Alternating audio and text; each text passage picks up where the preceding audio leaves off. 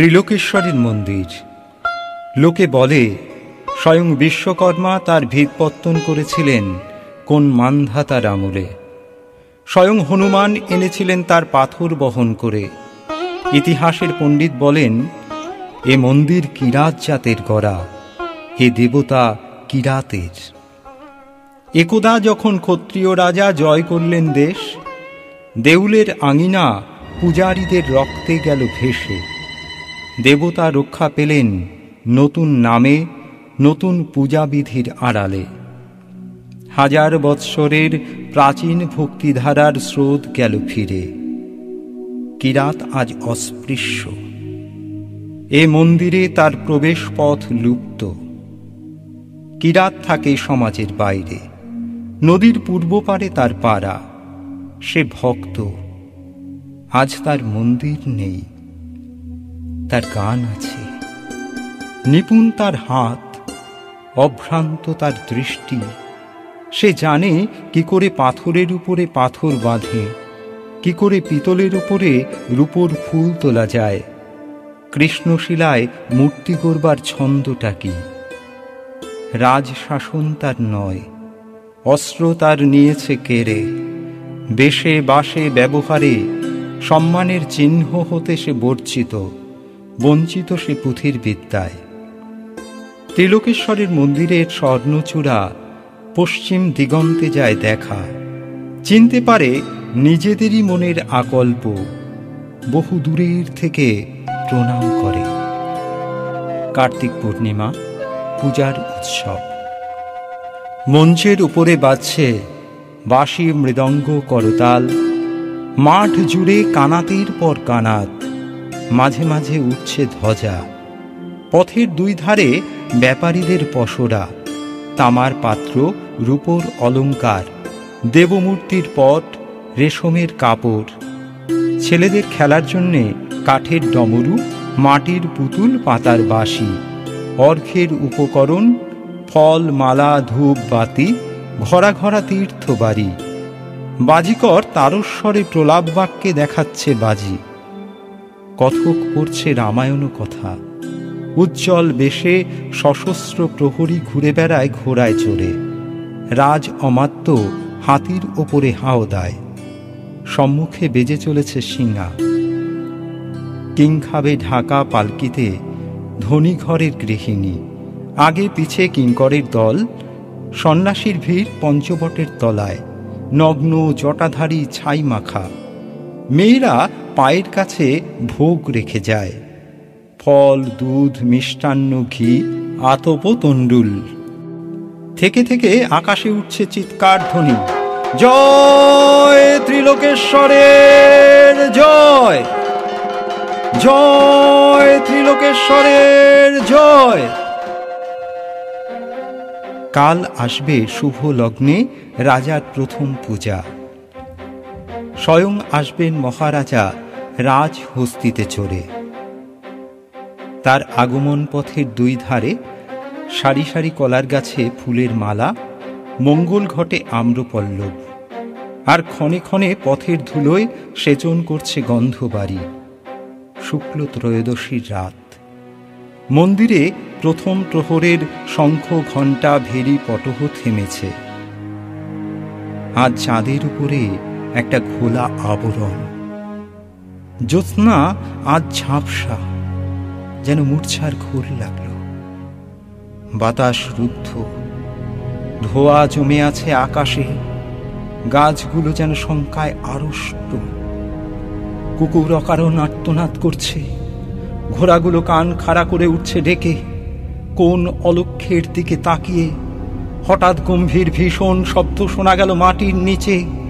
পাতালে দানবেরা যেন রণদামামা বাজিয়ে দিলে। গুরু গুরু গুরু গুরু। মন্দিরে শঙ্খ ঘণ্টা বাজতে লাগলো প্রবল শব্দে। হাতি বাঁধা ছিল, তারা বন্ধন ছিঁড়ে গর্জন করতে করতে ছুটল চারদিকে। যেন ঘূর্ণিঝড়ের মেঘ, তুফান উঠল মাটিতে। ছুটল উট, মহিষ, গরু, ছাগল, ভেড়া ঊর্ধ্বশ্বাসে পালে পালে। হাজার হাজার দিশেহারা লোক আত্মস্বরে ছুটে বেড়ায়। চোখে তাদের ধাঁধা লাগে, আত্মপরের ভেদ হারিয়ে কে কাকে দেয় তোলে। মাটি ফেটে ফেটে ওঠে ধোয়া, ওঠে গরম জল, ভীম সরোবরের দিঘি বালির নিচে গেল শুষে।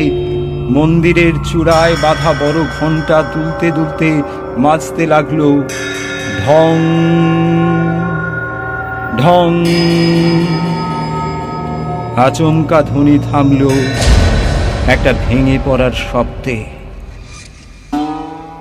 পৃথিবী যখন স্তব্ধ হল, পূর্ণ প্রায় চাঁদ তখন হেলেছে পশ্চিমের দিকে। আকাশে উঠছে জ্বলে ওঠা কানাতগুলোর ধোয়ার কুণ্ডলী, জ্যোৎস্নাকে যেন অজগর সাপে জড়িয়েছে।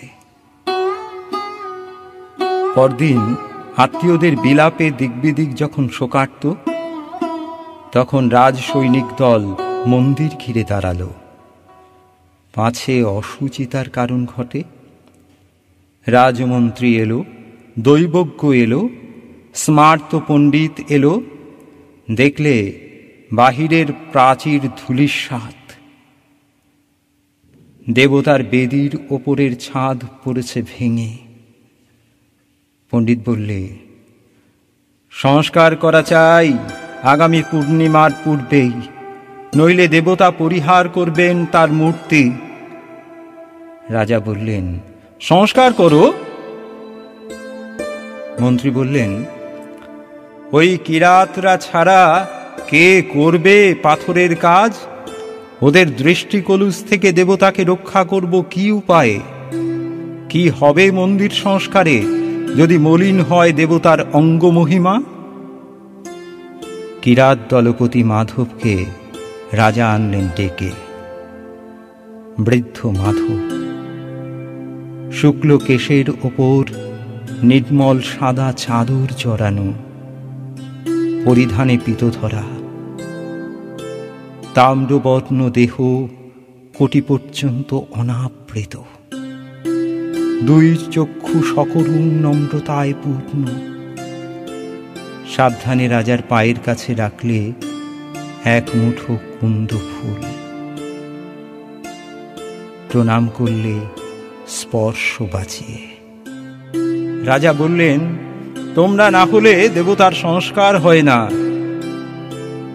আমাদের পরে দেবতার ওই কৃপা। এই বলে দেবতার উদ্দেশ্যে মাধব প্রণাম জানালে। নৃপতি নৃসিংহ রায় বললেন, চোখ বেঁধে কাজ করা চাই, দেবমূর্তির ওপর দৃষ্টি না পড়ে। পারবে? মাধব বললে, অন্তরের দৃষ্টি দিয়ে কাজ করিয়ে দেবেন অন্তর্যামী। যতক্ষণ কাজ চলবে চোখ খুলব না। বাহিরে কাজ করে কিরাতের দল, মন্দিরের ভেতরে কাজ করে মাধব। তার দুই চোখ পাকে পাকে কালো কাপড়ে বাঁধা। দিনরাত সে মন্দিরের বাহিরে যায় না, ধ্যান করে, গান গায়, আর তার আঙুল চলতে থাকে।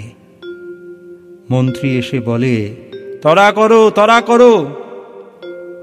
তিথির পরে তিথি যায়, কবে লগ্ন হবে উত্তীর্ণ? মাধব জোর হাতে বলে, যার কাজ তার নিজের আছে তরা, আমি তো উপলক্ষ। অমাবস্যা পার হয়ে শুক্লপক্ষ এলো আবার। অন্ধ মাধব আঙুলের স্পর্শ দিয়ে পাথরের সঙ্গে কথা কয়। পাথর তার সাড়া দিতে থাকে। কাছে দাঁড়িয়ে থাকে প্রহরী, পাছে মাধব চোখের বাঁধন খোলে। পণ্ডিত এসে বললে, একাদশীর রাত্রে প্রথম পূজার শুভক্ষণ, কাজ কি শেষ হবে তার পূর্বে? মাধব প্রণাম করে বললে, আমি কে যে উত্তর দেব? কৃপা যখন হবে সংবাদ পাঠাবো যথা সময়ে। তার আগে এলে ব্যাঘাত হবে, বিলম্ব ঘটবে। ষষ্ঠী গেল, সপ্তমী পেরোল। মন্দিরের দ্বার দিয়ে চাঁদের আলো এসে পড়ে মাধবের শুক্ল কেশে। সূর্য অস্ত গেল। পাণ্ডুর আকাশে একাদশীর চাঁদ। মাধব দীর্ঘ নিঃশ্বাস ফেলে বললে, যাও প্রহরী, সংবাদ দিয়ে এসো গে, মাধবের কাজ শেষ হলো আজ, লগ্ন যেন বয়ে না যায়। প্রহরী গেল। মাধব খুলে ফেললে চোখের বন্ধন। মুক্ত দ্বার দিয়ে পড়েছে একাদশী চাঁদের পূর্ণ আলো দেবমূর্তির ওপরে। মাধব হাঁটু গেড়ে বসল, দুই হাত জোর করে। এক দৃষ্টে চেয়ে রইল দেবতার মুখে। দুই চোখে বইল জলের ধারা। আজ হাজার বৎসরের ক্ষুদিত দেখা দেবতার সঙ্গে ভক্তের। রাজা প্রবেশ করলেন মন্দিরে। তখন মাধবের মাথা নত বেদিমূলে। রাজার তলোয়ারে মুহূর্তে ছিন্ন হলো সেই মাথা। দেবতার পায়ে এই প্রথম পূজা, এই শেষ প্রণাম।